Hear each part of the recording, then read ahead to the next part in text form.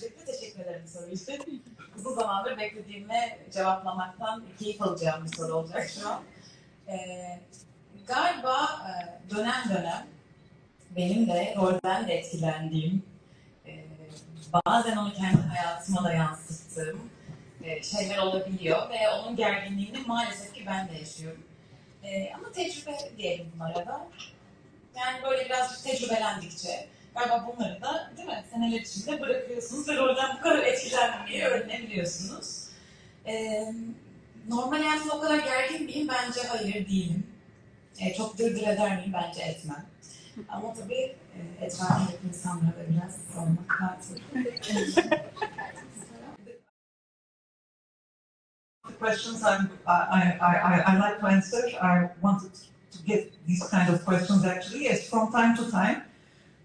Well, she's a complaining character, and sometimes I can feel as well. Sometimes I can feel as Sila also this on me.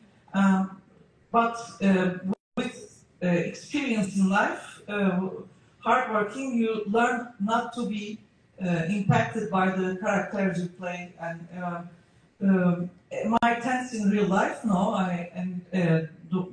Am I somebody who's complaining all the time? No. O zaman şey diyelim.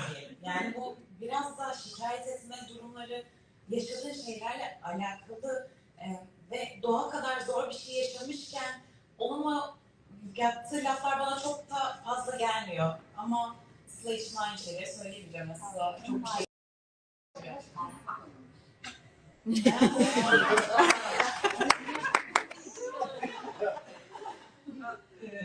Maybe all these things she's complaining about are in link with what she's suffering in life. I'm talking about the character, of course. As Sila, I don't feel the same. Maybe she needs to learn to take it easy. Action!